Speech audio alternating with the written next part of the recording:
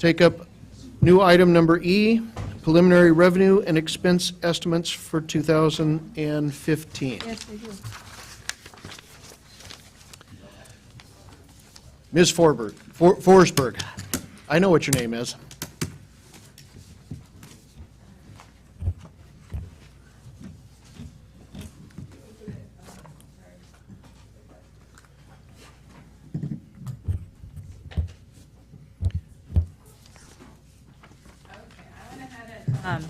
Made copies for everyone as the presentation went into the Dropbox pretty late this afternoon / during workshop, so I wasn't sure if you had a chance to download it to your iPads yet.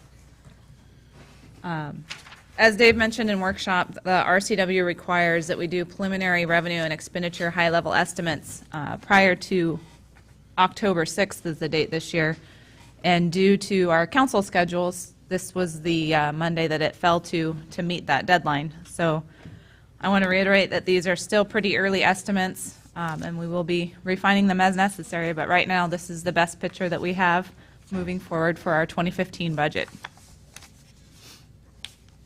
So our agenda is to go through kind of a reminder of our budget approach for 2015, and then dive into the estimates, and then talk about the next steps. So our budget approach, again, is from July through September. We compile the preliminary estimates. Then today we're giving you the statutorily required update that's typically supposed to be by October 6th. And then October 27th, or October 31st by our RCW, but the meeting of the 27th is when we're going to do the big presentation of the 89-page document. Maybe more this year. We'll see how many pages it turns out to be. And also give the third quarter update. And then just a refresher, the assumptions that we had moving forward based on input from council and the discussions that we've had prior to today. We're utilizing $360,000 for streets, which is an additional $210,000 than we've done in the past. We're assuming a 1% increase in the property tax levy, and that had us starting with a $322,000 deficit. Our approach for addressing the deficit was the City Hall restructure with Community Development and Finance, resulting in a savings of approximately $73,000. We slowed down the Equipment Repair and Replacement Fund, and then we're assuming that the fire and EMS levy lid lift will pass. So the result of that is a balanced budget and elimination of the deficit. I guess the side note would be, if for some reason the fire levy doesn't pass, then we'll have to have further discussions at that point as to how to address the deficit that would remain in that case. Diving into the revenues, we were conservative, but yet still tried to capture some of the increases that are occurring with the increase in the economy. And we are assuming in this presentation that both levies are passing. As we mentioned with the police update during workshop, we are budgeting as if it will pass, and same with the fire. We did allow departments, instead of holding the line, we did allow a slight increase to allow for higher costs. I'm sure as your personal budgets, the things that we buy, paper, pens, gas, everything is increasing. So we did allow for a small increase for higher costs. And then we also adjusted for the known fixed increases in labor costs. We haven't gotten the CRESA numbers yet for the actual annual payments, but we did uptick it a little bit because typically that does go up a little bit each year. And then we added in those costs for the abatement fund and the radio replacement fund that we talked about during the police highlights. I'll have a slide here in a minute, or later in the slide deck, but those would be the $50,000 for the abatement fund and the $25,000 for the radio replacement. Since those are unanticipated costs, we were proposing that we use reserves for those, but we do have a slide for that. So I will address that shortly. Some of the key investments is we are continuing to operationally fund the ER&R, the Building Contingency Capital Project Fund, and the Transportation Capital Project Fund. The strategic planning initiatives are still built in, as we discussed during the administration update. And then again, the $360,000 for streets, which is the $210,000 higher than last year. So diving right in, hopefully, oh, we're still going on estimates, sorry. Again, the property tax, we're including the 1% increase, both levies passing. Sales tax, we assumed about a 4% increase. And then the state revenues, we actually have going down a little bit based on guidance from municipal research. They put together a budget book every year. And so we went based on their recommendations and guidelines in their research. All right, there's the slide I was looking for. So in your printed copy, you can probably see it a little bit better. But as you can see, overall revenues are increasing about 1.9% over last year. We are kind of moving, we've changed the presentation. You'll notice it doesn't link exactly to the quarterly reports and the categories for revenues that we've talked about in the past. We have broken it out so that it matches the bars coding better so that we can actually tie these back to the system quite easily. We did change the prior years, though, too, to match so that the forecasting and trending agrees between years. So the one thing that you'll notice is it's pretty consistent. The transfer line item at the bottom there is we had fund closures during 2014 that we count as transfers, so that's why there's a decrease there. The general government charges are court costs, court revenues that we get, and then the indirect costs. Traditionally, we have budgeted those a little higher, the indirects, but then our budgets seem to come in under, and the indirect costs are based on actual expenditures, not the budget, so it always comes a little under. So we went ahead and took that down a little bit to meet where the budget has been landing. The public safety charges for services that went down $56,000, that is where we used to record the money that we received for the wildland fires that the firemen would go out on. And since we no longer have a fire department, we took that $50,000 revenue out as we won't be receiving it. But other than that, those are the projections we've come up with for the upcoming year based on trending, guidance from Paul Lewis, guidance from municipal research, and just how the year's trending so far for the general and street fund. No questions? I will move on. Oh. I'm just curious, that we talked about the 1% levy. Mm-hmm. There's new construction and improvement. Do we have an estimate as to how much that raises revenue? We added about $45,000 for that, I believe, for the general, and then about $7,000, I think, for the EMS. And that's total for both property tax and sales tax? Well, we factored the sales tax in independent of the new construction, but we do have the new construction on top of the property taxes. We didn't take sales tax up 4% for 14, and it is trending about 4.3% higher this year. We're still trending on the budget, so it'll depend on how these higher summer months go, because it lags 2 months. So we can still watch that in the trend for third quarter and perhaps uptick that if we see a bigger increase. But we did take it up higher this year for 15 than we did for 14. Thank you.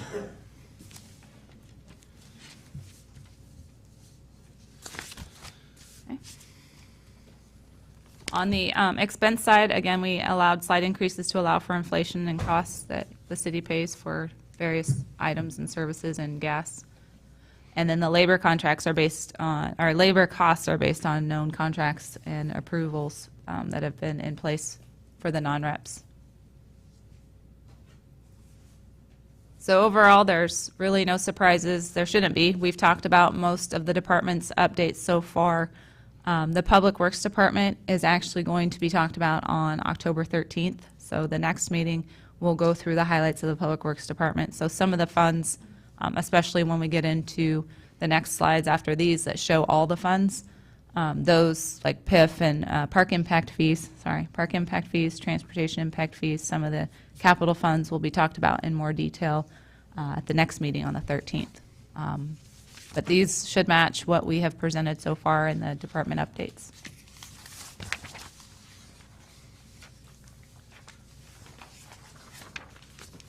Okay. So what is the latest and greatest due for our deficit, projected deficit. I put the numbers in for 15, and again, as I mentioned, we were going to propose or ask the council if it would be appropriate to use $75,000 of unrestricted reserves to set up that abatement fund for code enforcement, and then $25,000 for the Cressa radios, as we don't have true costs on those yet. As we weren't anticipating those costs, and they're over and above what the O&M budget can support. So when you factor that in, there's actually a small positive. I think it's like $80 or something for the difference for the year. Is it too soon to have a figure on what the actual costs were for the abatement of that, for the house over there on 29th? Do we know how much that cost? Off the cuff, I know that we paid approximately $300 to tow the cars. I think that the asbestos report was roughly $500. A permit from the Southwest Clean Air Agency was $100. And then the demolition was just under $12,000. But that doesn't count the costs that we've paid to Scott Russin for doing the legal work and going through the court system for that. And the staff time we haven't quantified yet. We're in the process of doing so. And we assume we'll get some of that back. We'll put a lien on the property, and it'll be up to the judge to decide what amount to lien the property, from what I understand from Scott. So he may or may not provide all of the like legal fees. The fixed costs of what we've actually paid out, I think, are pretty given, and maybe. That should be no problem. But the staff time, I think, is what they could have some flexibility on based on what. Okay. And you want $50,000 or $75,000 in that fund? It would be 50 into that fund, and that would be a one-time stock, kind of like we've done with the ER&R and all of that, just to keep it available and rolling forward for future issues. $25,000 for Cressa. Correct. Okay, thank you. And that number is kind of a shot in the dark because we really don't have solid numbers from them yet. Dave talked with the city of Vancouver, and that was a number they had kind of put out there for perhaps an annual cost. And again, we don't know if they're going to come through in 15 or 16, but just to ensure that we had some placeholder in the budget, because obviously radios are a necessity for the police department. And you said that current estimate includes that then for the 2015 budget, the deficit there is? Correct. Is it, yeah, okay. So when you back the 75 out, it's actually a slight positive number. Okay. Positive, what? It's not a deficit when you back out the It's a reserve positive. spending, it's a positive, very small. Balanced. That's the word I was looking for. Balanced. And I looked at the other estimates that we had provided. I didn't put the slide in, but for the future years of 16 through 19, we are using the expense growth average of 4.17, and then the revenue growth at 3, and then carrying those numbers forward.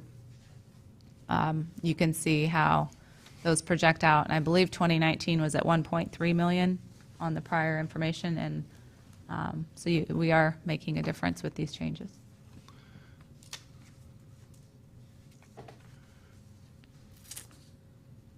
That will take us to the utility funds.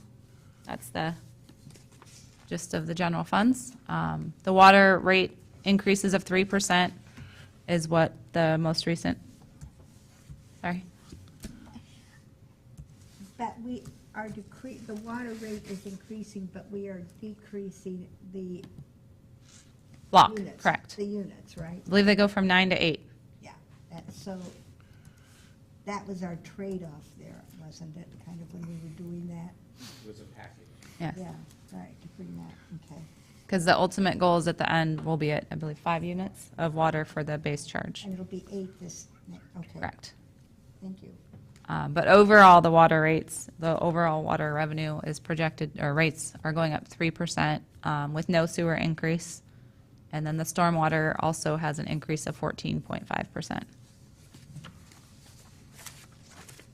So for the expenditure side of the utility funds, we're following the FCS rate study. It factored in different expenditures. It factored in some equipment replacement, and then also capital facilities plan for the utility funds. So the top part is the water sewer utility, and you can see it's 2013 actual, and then 2014 budget, and 2015 proposed. The big uptick in total expenses is the $1 million transfer from the O&M account, operations and maintenance account, to the capital fund for the wastewater treatment plant that was discussed earlier in workshop. So that should link back to that presentation. And it just compares it over the years, and it's tracking along the plan of FCS's rate study that they had.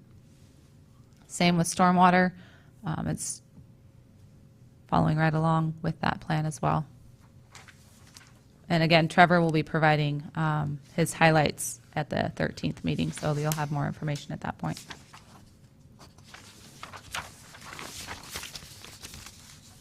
So these next few slides are all the other funds.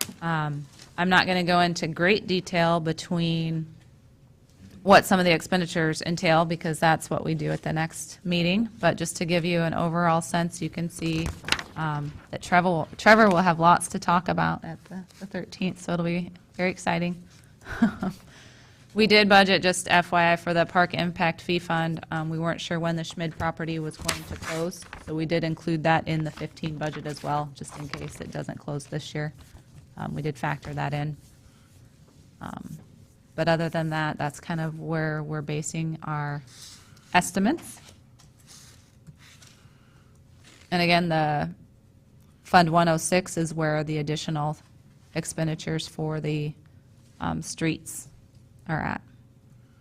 And we didn't run any of the debt out of that fund this year. All the debt is out of 104, so that's why it's just $360,000.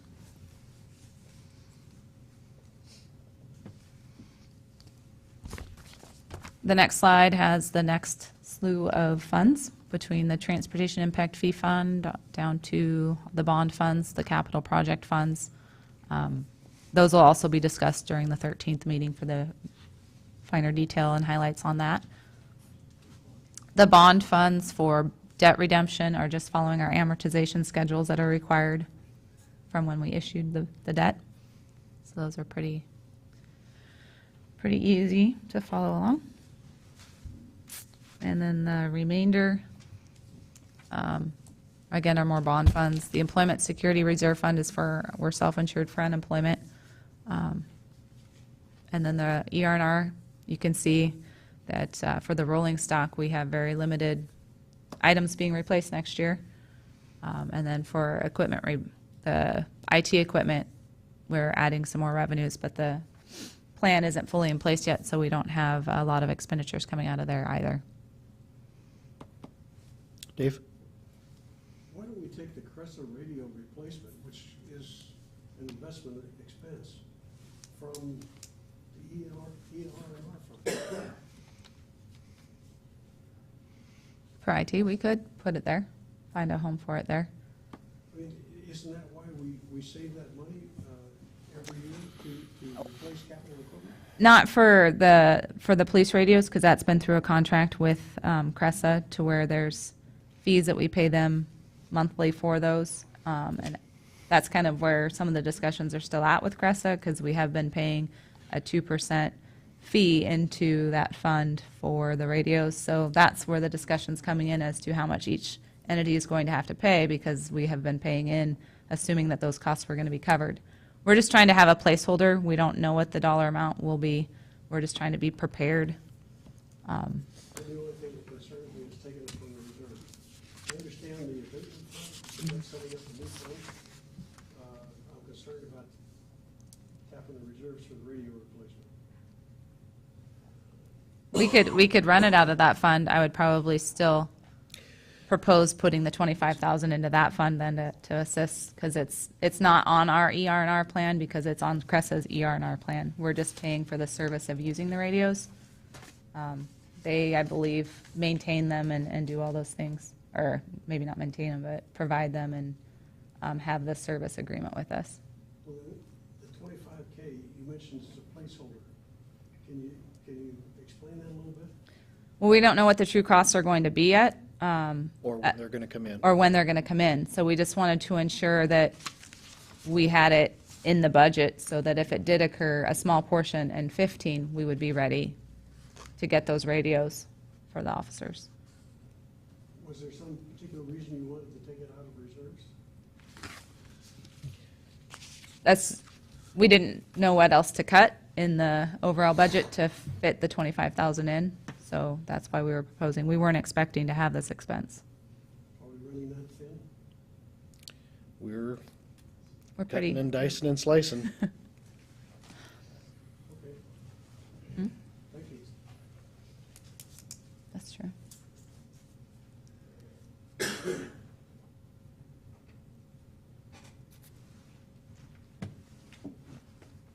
That brings us right to the next topic. Look at that.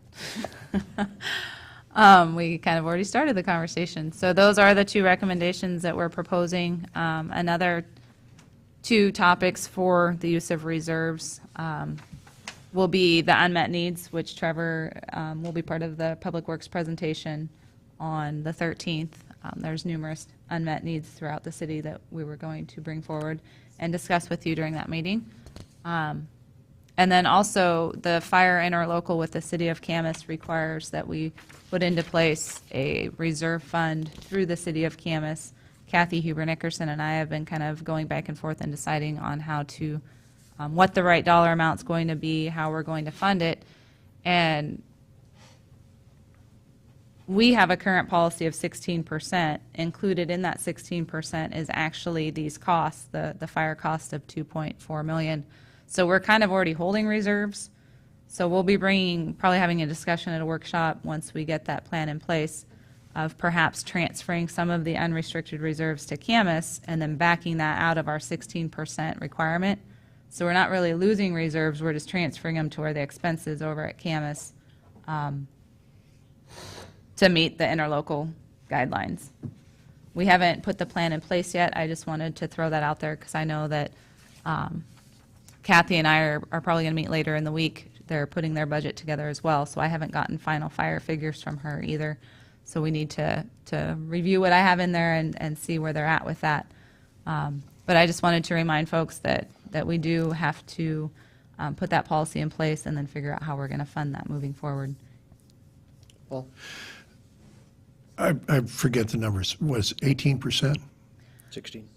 Ours is 16, but 16. but I believe they're proposing 3 months versus 2 months due to the volatility of the fire and EMS fund. Well, I was just thinking that both of those are cash flow reserves. And so it makes sense to have, in effect, a single fund with two items.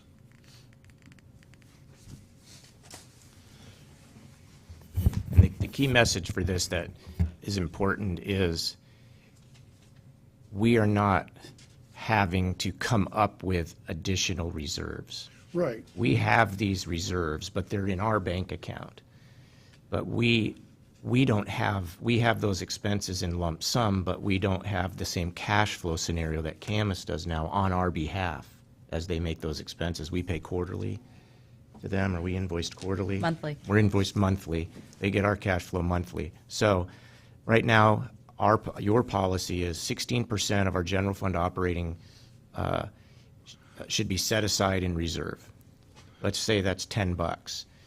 We're going to still do that, except we will back out the fire expense when we do that 16% calculation, and we'll keep $9 in our account, and we'll give $1 to Camas to hold in their account on our behalf during the tenure of the interlocal agreement. And That'll we'll work. amend our policy. We'll amend our policy so that it says that that's what we're doing. And then at the if there was ever a dismantling of the interlocal agreement, those reserves would come back to us proportionately. The only item that's still up for so it doesn't change anything significantly in that regard. The only piece of that that's still up for discussion is their proposal that the reserve amount be a higher percentage than what we currently use for the general fund. We use 2 months, which is considered a best practice for a broad general fund like we have. There is some indication that best practice for a restricted fire and EMS fund might be more than 2 months, but closer to 3 months. The interlocal agreement also gives us the ability to build that with them together over 5 years, so we don't have to transfer all of it in the first year. Offline, let's have a chat about how Mosquito Control Board's decided to handle its reserves. Okay?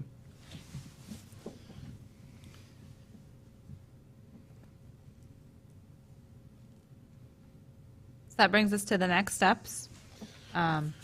We'll get input from, I don't know if we'll have it by the time the budget's passed, but we do have one contract that's being negotiated in arbitration at the moment, so we don't have that input yet into this budget. We'll get updated, fine-tuned information from the assessor's office, and then we'll analyze the third quarter financial report to build the proposed budget that we'll present at the end of October. Again, on October 13th, Public Works highlights are going to include the unmet needs and then all of the divisions of Public Works. We'll also have the results of the zero-based travel training and professional services exercise that the department heads all went through with their individual budgets and how that panned out. The 27th is the big budget presentation at workshop. The details will be available for all the funds. We'll discuss the ad valorem tax levy. At that point, we'll present the preliminary budget document. We'll also have it available for the public. And then we'll set the public hearings for November 10th for the budget and the ad valorem tax levy. November 3rd, we have time set aside to discuss the ad valorem tax levies and the budget. November 8th is a Saturday. It's our town hall on budget. November 10th, at the council meeting, we'll be holding public hearings, potentially approving the ad valorem tax levies. The deadline is November 30th, but with the schedule of the council and how this all has been set up, the 10th would be the day that we could do it, and then you could potentially approve the budget that day as well. I'm not sure which day the election is, but we will know that by the town hall, right? 4th. The 4th. Yes. So we'll know about our levies then. Correct. Whether we have that number or Hopefully. not. Well, yes, okay. And then if there's further discussion needed, the 17th, November 17th, our meetings are different in November. It's the first, second, and third Mondays. Same with December, I believe, the first, second, and third versus the second and fourth. So November 17th would be an opportunity to pass the budget, and then December 1st, 8th, and 15th are also possible continuance dates if we don't pass it at an earlier date.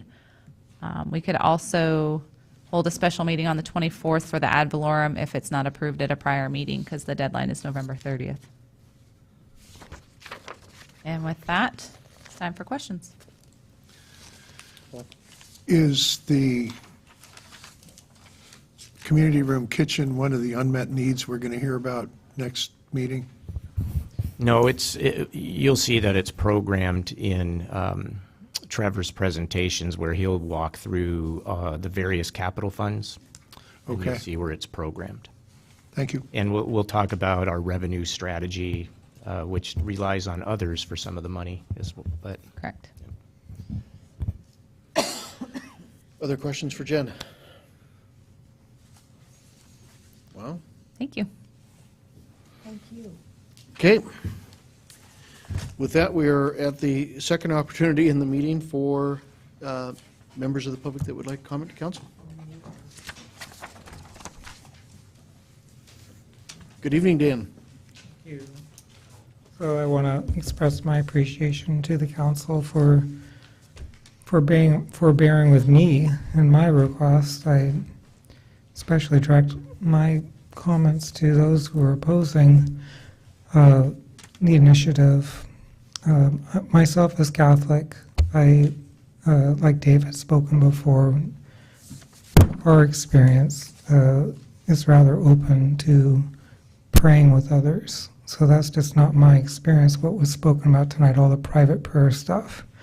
You know, we're much more wanting to connect with people on issues of faith. And I think that the timing of the prayer will accommodate those that have a problem with praying with others. And I think that maybe that's the way to move forward, is to, with the prayer at the position that is placed right now. I would prefer it within the meeting for sure. But I guess we all have got to kind of work with each other on this. So I am thankful and wish the council well. Thank you. Thanks, Dan. With that, I have a few items, some of those for your schedules and calendars under the mayor's report. First one, tomorrow evening, the 23rd, is the next library meeting at 6:30 over in the community room. All members are welcome to attend and encouraged. September 27th, this Saturday, is a fire open house at Station 42 from 10 in the morning until 2 in the afternoon. You have some regional AWC regional meetings that are coming up in October. October 7th in Centralia, and I don't remember, it's the 14th or 15th in Vancouver. But certainly communicate with Rose if you would like to be registered for either one of those. I will be going up to the one on October 7th in Centralia, but I won't be able to attend the one in Vancouver. October 3rd and 4th, Friday and Saturday, Oktoberfest down at Amnesia Brewing. Plans for that look like they're going wonderfully. And some, what I think is tremendous good news. Earlier this month, the Town Square Apartments, 2900 H Street, changed ownership. They are now owned by the Reach and ACE organization and are in the process of beginning their planning process for how they're going to transform those apartment units as well. So hopefully we'll have another presentation coming forward from that organization on what their plans are and ways that we can assist them additionally. Items from council members. Michelle? Is the AWC meeting, is that a training session then, or? The regional meetings, they do a couple of times a year. They're kind of half, I would call them more informational than training. Okay. And then kind of Cracker Barrel sharing of information among all the jurisdictions that are there and members that are there. If you drop me an email, I'll pull the stuff from last year for you. Okay, thank you. Paul? I don't really have much. Parenting Wisely and Internet Safety Training jointly by the Washougal School System and Unite is also this coming Tuesday, tomorrow, from 5:30 to 9. The Washougal School District would have information on that. That's about all I have. Joyce? Well, briefly, Paul, you do have, Paul and I were invited with Friends of the Gorge Oh, to yeah. go out to the Steigerwald and meet with some of the congressional delegation and listen to the plans that are the future plans for Steigerwald about bringing the lake back. So if you want to elaborate on that a little bit more than what I do, that was a wonderful meeting. There were well over a dozen people there. Both the state public outreach director, that's not her correct title, for Senator Cantwell drove down from Seattle to the meeting, and Dina Horton was here. She's the local community outreach. There were people there. The head of the Columbia Gorge Refuges for the Fish and Wildlife Service, let's call him a district ranger, that's not his actual title, but he's in charge of Ridgefield, Steigerwald, Friends Lake, and Pierce Lake. Was there people from Friends of the Gorge, from the lower estuary, something or other, the Columbia Land Trust. There are a lot of moving pieces. It's too early to describe it even as a concept. It's more a pipe dream. But some of the things that come up are, of course, there was some number of parcels, but turns into one piece of oak savanna woodlands north and east of the present refuge that are in process of becoming part of the refuge. The plan here, I hesitate to use plan. The idea is that you would run a dike from roughly SR 14, roughly paralleling the present elevated course of Gibbon Creek. So it would parallel the present path from the parking lot into the existing dike. And then you would create openings or sluiceways in the existing dike to let the Columbia come back into the existing Steigerwald Lake. You would also redirect Gibbon Creek so that it no longer flows into the port. The port spends over $100,000 a year just on electricity to pump water over the dike. And that water feature, which is designed by the Corps of Engineers, permitted by the Corps of Engineers, and built by the Corps of Engineers, those three are not even close to each other. So it's been a problem since it was built. This is a way to fix that, and it would significantly enhance the wildlife value of the refuge. Among other things, it would do away with most of the reed canary grass, which does not survive being flooded for months at a time, and bring it back to a much more native species. So, as I said, this is all pretty much pipe dream at this point. There are also advantages in terms of what it does for the possibilities of trails reaching all the way to Beacon Rock and eventually to Stevenson. Because some of the parcels would need to be either completely surrounded by dikes, which is too expensive, or outright purchased by the Corps or the BPA. So there's lots going on here. It was a very interesting meeting. I think everybody is hopeful that something can happen sometime in the next couple of decades.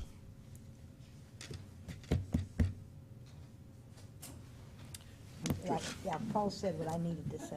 Jennifer? David?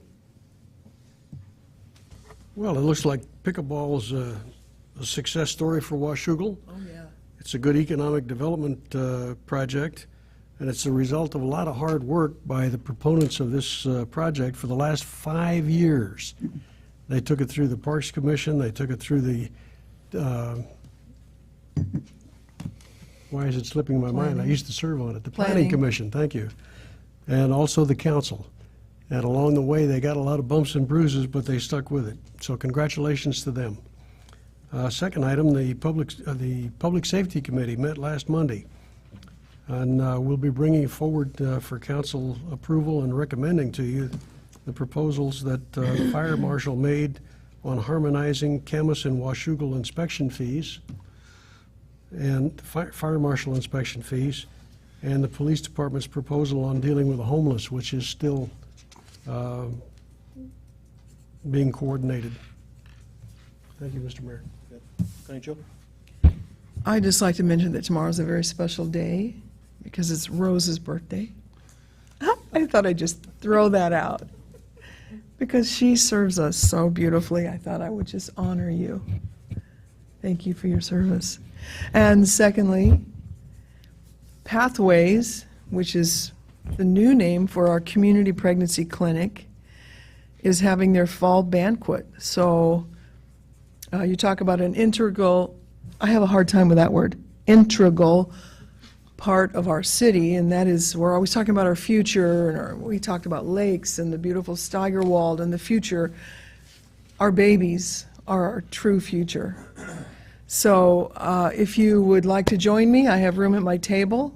It's a free evening, free meal, yourself, your spouse, a friend.